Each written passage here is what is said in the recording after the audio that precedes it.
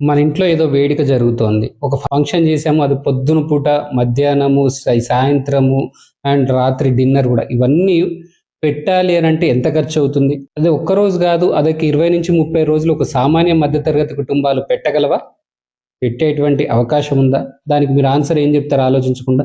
అమ్మో! 30 రోజులు అంతమందికి పెట్టాలంటే మా ఆర్థిక స్తోమత సరిపోదు. కష్టం అని జెప్పేసి మాట్లాడతాం. అవును గదా! కష్టం గదా! అయితే నేను ఈ విషయం ఎందుకు జెప్పానంటే మనం ఒక పూర్తి వివరాల్లోకి వెళ్దాం. అయితే కాక్రోచ్ జనతా పార్టీ అదే సీజేపీ అదే బొద్దింక జనతా పార్టీ చేసినటువంటి నిరసన ఏదైతే ఉందో ఢిల్లీలో జంతర్ మంతర్‌లో అక్కడ 33 రోజులు అన్ని రోజులు పొద్దున బ్రేక్‌ఫాస్ట్, లంచ్, స్నాక్స్, డిన్నరు ఇవన్నీ అట్లా ఒక చిన్న మొబైల్ షాప్ నడుపుకునేటువంటి ఒక వ్యక్తి ఇన్ని రోజులు పెట్టగలడా? అందులో ఎలా అంటే బ్రేక్‌ఫాస్ట్‌లో రకరకాల వెరైటీసు, మధ్యలో స్నాక్సు, బ్రెడ్‌తో సహా ఇవన్నీ, తర్వాత లంచ్‌లో రకరకాల వెరైటీసు, బిర్యానీలు గూడా ఉండేటివి.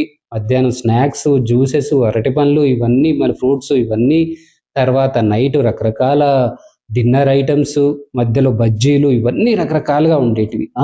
అంటే వేలాది డజన్ల అరటి పండ్లు, హ్మ్. వేలాది బర్గర్‌లు, హ్మ్.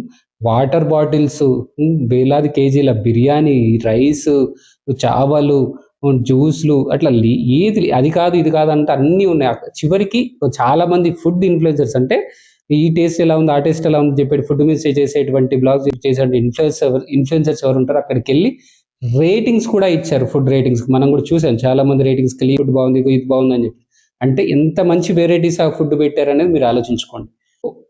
ఒక సామాన్య జీవితం అది ఒక చిన్న షాప్ పెట్టుకునేటువంటి వ్యక్తి ఇంత ఖర్చు భరాయించగలడా? ఇన్ని రోజులు ఖర్చు భరాయించగలడా?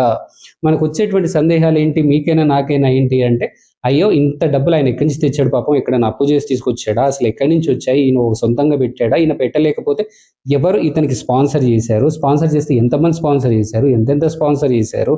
లేదు ఇతను ఏమీ తేలేదు, ఇతను ఏం చేయలేదు, జస్ట్ సేవ పేరుతోటి ఇతను జస్ట్ నేమ్ వాడుకున్నారంటే ఇతన్ని ఎవరు ప్రమోట్ చేశారు? ఎందుకు చేశారు? ఇవన్నీ సందేహాలు ఎన్నో సందేహాలు మన మైండ్‌లో తిరుగుతూ ఉంటాయి సామాన్యంగా. ఆ జునైద్ అనేటువంటి వ్యక్తిని ఈ మన నిఘా సంస్థలు, దర్యాప్తు సంస్థలు అవన్నీ క్షుణ్ణంగా అతనిని తీసుకొచ్చి దర్యాప్తు చేసేసి అతని దగ్గర ఇన్ఫర్మేషన్ తీసుకోవాల్సినటువంటి అవసరం ఉంటుంది. ఎందుకు అనంటే సరే అతను సేవ పేరుతోటి చేసినటువంటి కార్యక్రమం అయ్యుండొచ్చు. కానీ అతను ఒక తీగ లాగితే బొంత ఎంత మొత్తం వచ్చేసిందని ఏదో సామెత ఉంటుంది గదా!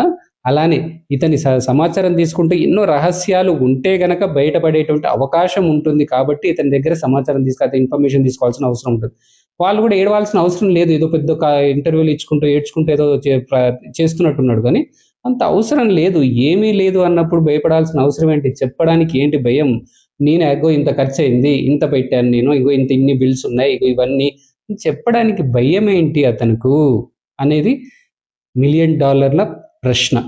మీరేమనుకుంటున్నారు? అతన్ని ప్రశ్నించి అతని దగ్గర సమాచారం తీసుకోవాలనుకుంటున్నారా? లేదులే అయిపోయిందిలే పోనీలే ఏదో వదిలేద్దాంలే అని చెప్పేసి మీరనుకుంటున్నారా? మీ అభిప్రాయం ఏంటో కామెంట్స్ రూపంలో తెలియజేసేటువంటి ప్రయత్నం చేయండి.